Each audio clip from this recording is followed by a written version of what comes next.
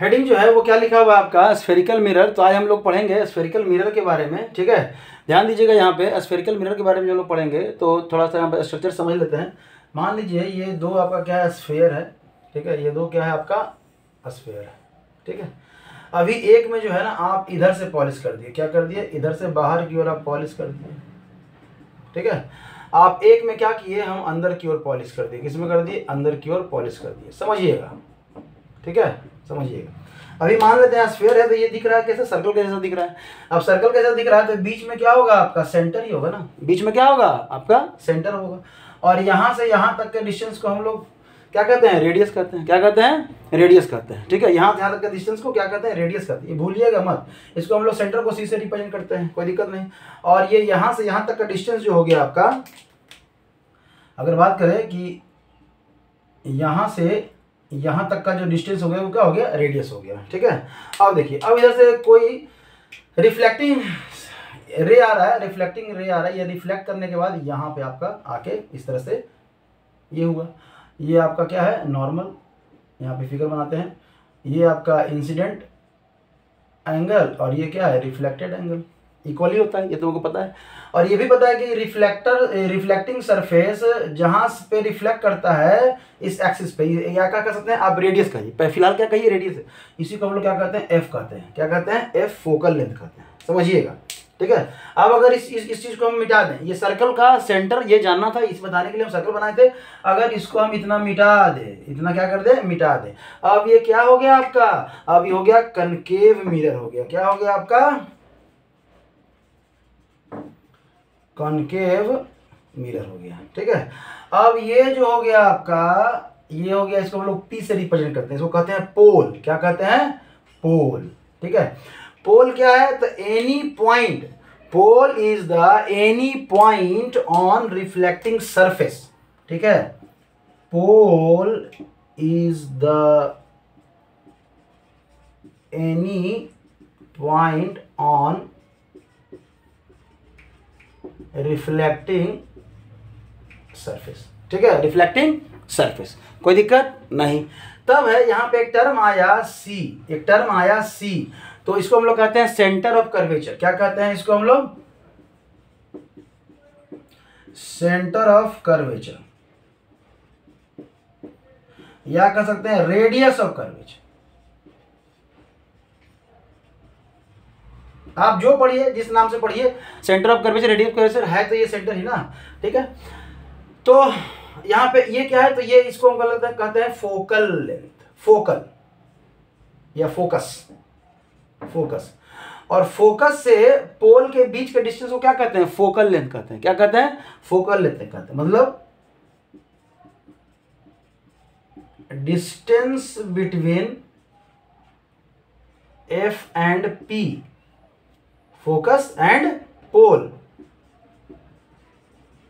Is called focal length. क्या कहते हैं, फोकल लेंथ, कोई दिक्कत नहीं। तब है कि distance between centre of curvature and pole, क्या कहेंगे, distance between centre of curvature and pole is called क्या कहते हैं, बोलिए, क्या कहते हैं, रेडियस कहते हैं।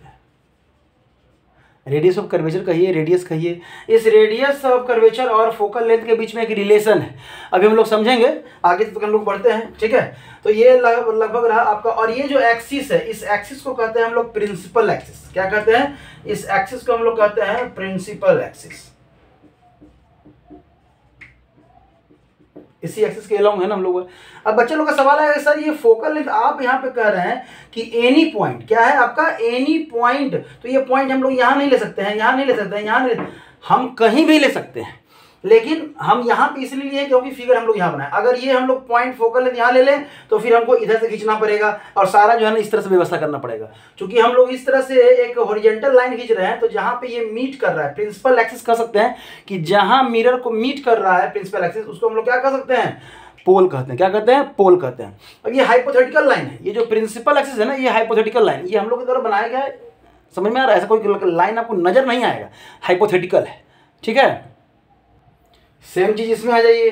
आपका रिफ्लेक्टिंग सरफेस ये है, लेकिन यहाँ पे क्या है, आप बोल सकते हैं ना कि सी है, ठीक है। अब देखिए, अब यहाँ से एक लाइन, अब इसको मिटा दीजिए, अब इसको क्या कर दीजिए, आप मिटा दीजिए, ठीक है, मिटा दिए। तब क्या है, इस प्रिंसिपल एक्सिस को आप यहाँ से यहाँ तक बढ़ा दीजिए।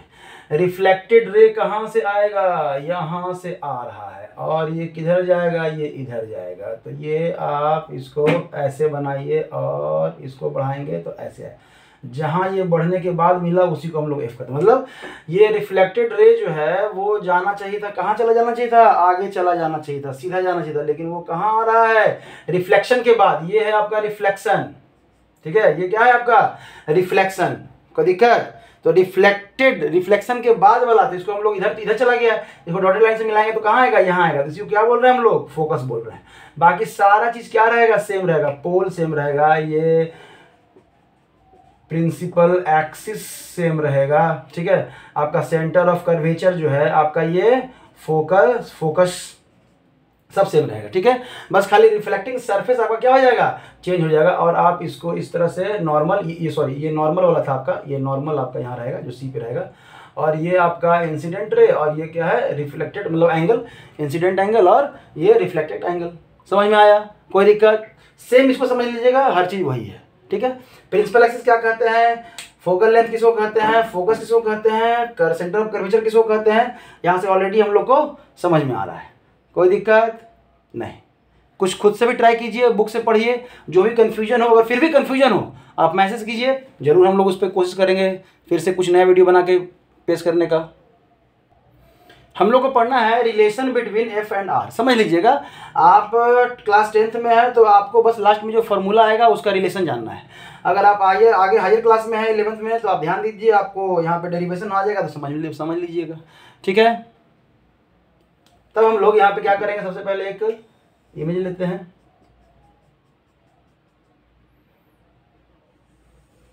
प्रिंसिपल एक्सिस यहाँ पे आपका पोल हो गया, ठीक है। ये अगर आप इसको सेंटर ऑफ कर्वेचर कह रहे हैं तो इसी का मान लेते हैं ये एफ हो गया, ठीक है। इसी के बीच में रिलेशन लेके आना है, समझ में आ रहा है। एफ है क्या है, एफ का है लिख दिए। तो यहाँ से जो रिफ्लेक्टिंग रे आया, वो रिफ्लेक्ट करके कहाँ आ गया, यहाँ आ गया, और ये रहा आपका नॉर्मल। ये क्या रहा, नॉर्मल, ये आई और ये क्या रहेगा, आर। और आपको आई और आर का रिलेशन पता है कि angle of incident is equal to angle of reflection. कहाँ से, हम लोग प्लेन मिरर में ही देख लिए थे, और ये तो हमेशा बराबर ही होता है, कोई दिक्कत? चलिए, यहाँ से यहाँ तक के डिस्टेंस को हम लोग क्या कह रहे हैं, एफ कह रहे हैं, ठीक है। और ये यहाँ से यहाँ तक के डिस्टेंस को, पोल तक के डिस्टेंस को क्या कर रहे हैं हम लोग, centre of curvature, radius of curvature R से रिप्रेजेंट करते हैं। इसी को हम लोग आर से रिप्रेजेंट कर रहे हैं, ठीक है। इन्हीं के बीच में रिलेशन क्या है आपका, तो रिलेशन है कि जो आर इक्वल टू है वो 2f कहिए, या f इक्वल टू क्या कहिए, r/2 कहिए। इसी रिलेशन को हम लोग को समझना है, ठीक है। चलिए, तो इसी को समझना है, कुछ हम लोग कंस्ट्रक्शन कर लेते हैं। तो यहाँ से आपको दिख रहा है एक परपेंडिकुलर, अब देखिए ये जो है और ये क्या रहेगा आपस में, बोलिए, बराबर होगा। क्यों बराबर होगा, क्यों, ध्यान दीजिए, ध्यान क्या देना है कि यहाँ पे एंगल कितना है, आई, और ये बताइए ये और ये दोनों लाइन क्या है, पैरेलल लाइन है। ये दोनों लाइन क्या है, पैरेलल लाइन है। और ये लाइन, तो हम लाइन और एंगल्स में हम लोग देखे हैं कि ये एंगल कितना हो जाएगा, आई हो जाएगा। तो जब ये वाला आई है और ये वाला भी क्या हो जाएगा, आई हो जाएगा, तो कहने का मतलब कि ये आर और आई क्या रिलेशन है, ये दोनों आपस में क्या इक्वल है। तो ये साइड इक्वल हो गया। यहाँ पे हम लोग कुछ नेम देते हैं, ए एफ सी तो दिया ही हुआ है, तो ट्रायंगल ए एफ सी में, ठीक है। आपके बात करते हैं, अगर ए एफ की बात करें तो वो इक्वल हो जाएगा किसके, एफ सी के। किसके इक्वल हो जाएगा, एफ इंटू सी के। यहाँ तक में कोई दिक्कत, बोलिए, नहीं। और अगर हम बात करें AC की बात करें, तो वो क्या हो जाएगा, CD प्लस DA हो जाएगा। ओ सॉरी, D कहाँ है, C, मतलब आप कह सकते हैं। अच्छा, एक कंस्ट्रक्शन हमको यहाँ पे करना है,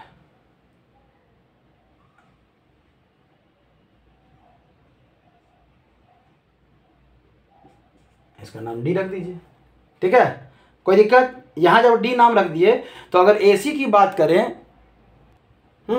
तो आप कह सकते हैं AC, ये दोनों लंबा वाला की बात करते हैं, तो ये AD प्लस क्या हो जाएगा, CD। AD प्लस क्या हो जाएगा, CD, ठीक है।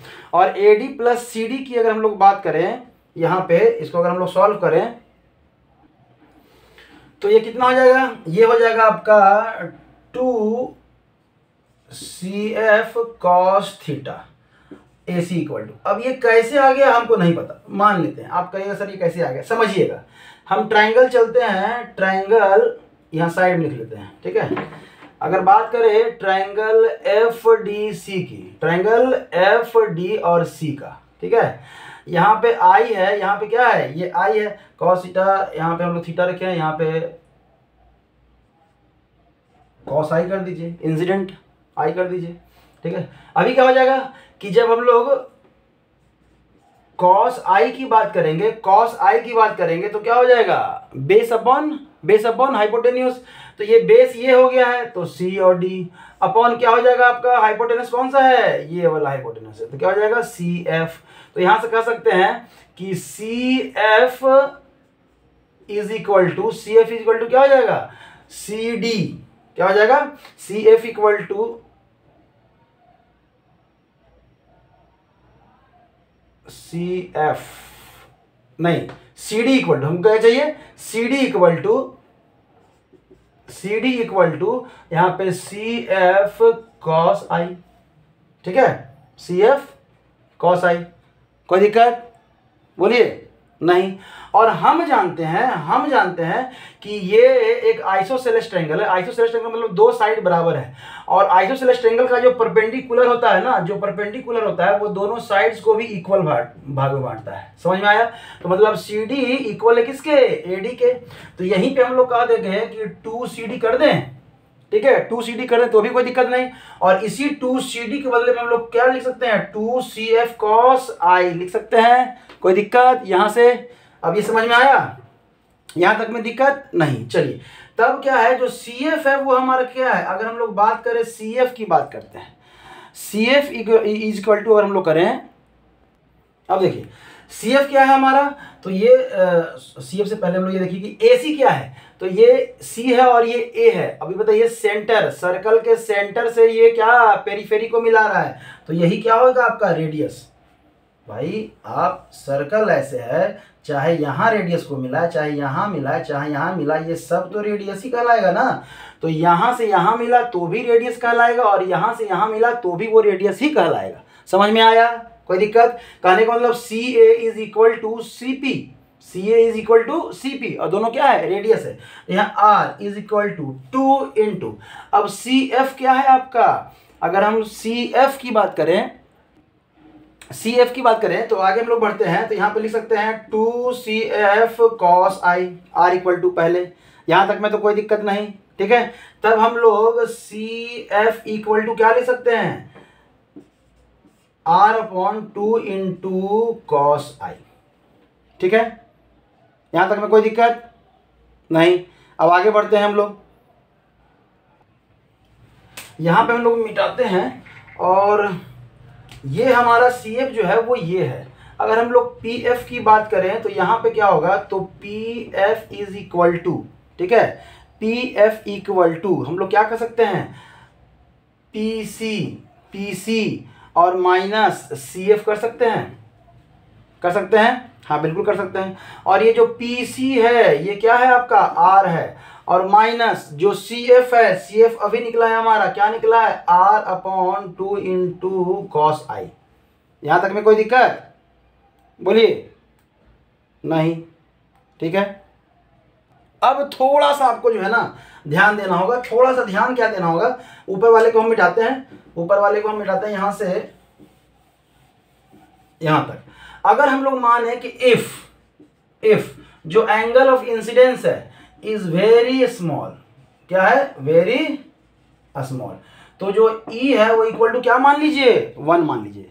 E है इक्वल टू मतलब cos E, small, very small है मतलब मान के चलिए कि वो 0 के बराबर, मान के चलिए कि वो किसके बराबर हो गया, वेरी स्मॉल, बहुत ही स्मॉल है वो, लगभग, तो cos 0 का वैल्यू कितना होता है, 1, तो ये मान लीजिए 1 है।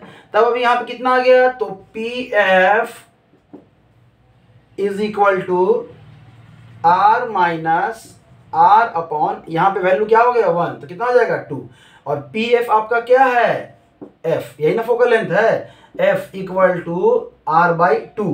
तो यहाँ से R इक्वल टू या तो 2F लिख सकते हैं या ये भी लिख सकते हैं। समझ में आया? तो ये रहा आपका डेरिवेशन, आपके इस R और F का रिलेशन जो हम लोग लेके चले थे, जो हम लोग को प्रूफ करना था। ठीक है, ये प्रूफ कर लिए। अब इसका कहने का मतलब कि अगर रेडियस ऑफ कर्वेचर 10 है तो फोकल लेंथ कितना हो जाएगा, समझ लेते हैं। अगर रेडियस ऑफ कर्वेचर मान लेते हैं यहाँ से यहाँ तक का डिस्टेंस कितना है, 10 सेंटीमीटर है, तो ये जो डिस्टेंस हो जाएगा कितना हो जाएगा, ये 5 हो जाएगा। क्यों? क्योंकि जो F है वो R का क्या है, जस्ट आधा है। अगर ये मान लेते हैं 20 हो जाए तो ये कितना हो जाएगा, 10 हो जाएगा। अगर ये मान लें कि 50 हो जाए तो ये कितना हो जाएगा, 25 हो जाएगा। समझ में आया? कोई दिक्कत? तो ये रिलेशन है आपका। एक बार इस डेरिवेशन को खुद से आप करिए। कोई और भी तरीका है आपके बुक में दिया हुआ है, नहीं दिया हुआ है, उसे कोई मतलब नहीं। अगर ये समझ में आ रहा है तो इसको 1-2 बार प्रैक्टिस कर लीजिए, समझ में आ जाएगा। और नहीं तो इस वैल्यू को याद कर लीजिए, और क्या, इस फॉर्मूले को याद कर लीजिए। हमारा ये प्रूफ करने का बस इतना ही मकसद है कि अगर आप भूल भी जाएं तो आप इसको डिराइव कर सकते हैं, क्योंकि कन्फ्यूजन तो आएगा ही आएगा। हर स्टूडेंट को यहाँ पे कुछ ना कुछ कन्फ्यूजन आता ही है, उसमें से एक ये भी है। तो ध्यान रखिएगा यहाँ पे आपका। ठीक है, ये फार्मूला अगर याद हो गया तब तो ठीक है, कोई दिक्कत नहीं, आपको क्वेश्चन बनाने में सपोर्ट मिलेगा। समझ में आया? तब हम लोग चलते हैं, एक छोटा सा टॉपिक है साइन कन्वेंशन। क्या है आपका? Sign convention. सबसे ज्यादा जो प्रॉब्लम होता है बच्चा लोग को वो किस में है, साइन कन्वेंशन में। मतलब समझ ही में नहीं आता है। अब काहे नहीं समझ में आता है, हमको ये समझ में नहीं आता है कि क्यों नहीं समझ में आता है। सिंपल है, चाहे आप प्लेन मिरर लीजिए या कोई आप कर्व मिरर लीजिए, भाई आप कोई ले लीजिए ना, यहाँ से लीजिए, आप लाइन खींच दिए। ठीक है, हमको लगता है कि जब आपका जब एक्स एक्सिस और वाई एक्सिस आप समझ सकते हैं, मतलब कोऑर्डिनेट सिस्टम अगर आप समझ सकते हैं तो इसको काहे नहीं समझ सकते हैं। अगर इसको हम लोग ओरिजिन माने, और क्या माने, 0 मान लीजिए, तो हम लोग मैथ में जो पढ़ते हैं कि ओरिजिन के लेफ्ट साइड में वो क्या मानते हैं, नेगेटिव मानते हैं। मानते हैं कि नहीं मानते? यहाँ भी नेगेटिव होगा। मतलब अगर ऑब्जेक्ट रखा हुआ है, यहाँ पे ऑब्जेक्ट रखा हुआ है, इसको हम लोग, इसके डिस्टेंस को हम लोग यू से रिप्रेजेंट करते हैं, तो यू क्या हो जाएगा, ऑब्जेक्ट का डिस्टेंस क्या हो जाएगा, नेगेटिव लेंगे, मतलब -u हो जाएगा। समझ में आया? इमेज बन रहा है, मान लेते हैं इमेज हमारा अगर इधर बना, अगर इमेज भी इधर भी बना, इमेज भी क्या है, उसको हम लोग v से रिप्रेजेंट, अगर इमेज भी इधर ही बना तो क्या हो जाएगा, -v। अगर फोकल, अब चूंकि यहाँ पे रिफ्लेक्टिंग है तो फोकस भी क्या होगा, इधर ही होगा। सेंटर ऑफ कर्वेचर भी क्या होगा, इधर भी होगा। तो आपका r भी क्या हो जाएगा, -r हो जाएगा। और आपका c भी क्या हो जाएगा, मतलब f भी क्या हो जाएगा, आपका c कहिए, और आपका f जो क्या हो जाएगा, वो -f हो जाएगा। समझ में आ रहा है? सारी चीज माइनस में रहेगा। अगर इधर बन रहा है, इधर इमेज बन रहा है, अगर इमेज जो है, ऑब्जेक्ट को तो इधर ही रखेंगे, ठीक है, रिफ्लेक्टिंग सरफेस ही रखेंगे। अगर इमेज इधर बन रहा है तो क्या हो जाएगा, पॉजिटिव हो जाएगा। समझ में आया? कोई दिक्कत नहीं। इसमें भी यही कर लीजिए। अगर ये इधर f है, ये अगर c है, ठीक है, तो ये अगर ओरिजिन मान लेती हैं तो इधर आपका क्या हो जाएगा, ये नेगेटिव, इधर क्या हो जाएगा आपका पॉजिटिव। खत्म। अब देखिए, ये तो नेगेटिव पॉजिटिव दाएं बाएं हो गया। अगर इमेज का साइज छोटा बड़ा हो रहा है, इमेज मान लेते हैं ऊपर की ओर बन रहा है, तो ऊपर की ओर अगर बन रहा है इमेज तो आपका क्या होगा, ये पॉजिटिव होगा। ऊपर की ओर अगर बन रहा है तो ये क्या हो गया, पॉजिटिव हाइट होगा। और अगर नीचे की ओर हो रहा है तो क्या होगा, नेगेटिव हाइट होगा। वो इधर भी अगर जा रहा है तो ये पॉजिटिव हाइट, और नीचे आ रहा है तो नेगेटिव हाइट। यहाँ भी अगर इमेज ऊपर की ओर बन रहा है तो पॉजिटिव हाइट, और नीचे की ओर बन रहा है तो नेगेटिव हाइट। भाई साइन कन्वेंशन में तो कुछ है ही नहीं। हमको ये समझ में नहीं आता कि काहे नहीं समझ में आता है। अगर एक बार अच्छे से हम लोग समझ लें तो कोई दिक्कत नहीं है। हाँ, प्रॉब्लम कहाँ होगा, जब हम लोग न्यूमेरिकल में वैल्यू रखना शुरू करते हैं तब आएगा। तो जब न्यूमेरिकल आएगा हम लोग वहाँ समझेंगे कैसे हम लोग करेंगे। अगले क्लास में वो सारा हम लोग इमेज का फॉर्मूला भी देखेंगे और उसको हम लोग प्रूफ करने का कोशिश करेंगे। प्रूफ करके और फिर क्वेश्चन बनाएंगे। जहाँ पे दिक्कत होता है उस पॉइंट्स पे हम लोग जो है ना कुछ वर्क करेंगे तो समझ में आएगा। कोई दिक्कत? यहाँ तक में समझ में आ गया? एक बार फिर से आप इसको अच्छे से रीड कर लीजिए, समझ लीजिए। आपके लेवल तक बहुत है। ये हायर क्लास में भी जो है वो भी समझ सकते हैं साइन कन्वेंशन को। इससे ज़्यादा कुछ नहीं है। अगर इससे ज़्यादा आप पढ़ने की कोशिश भी कर रहे हैं तो मतलब आप मान के बैठे हैं कि हमको नहीं समझना है। ठीक है, कोऑर्डिनेट सिस्टम को याद रखिए कि जीरो के इधर पॉजिटिव, इधर नेगेटिव, ऊपर पॉजिटिव, नीचे नेगेटिव, खत्म। इससे ज़्यादा कुछ नहीं है। ठीक है, थैंक यू।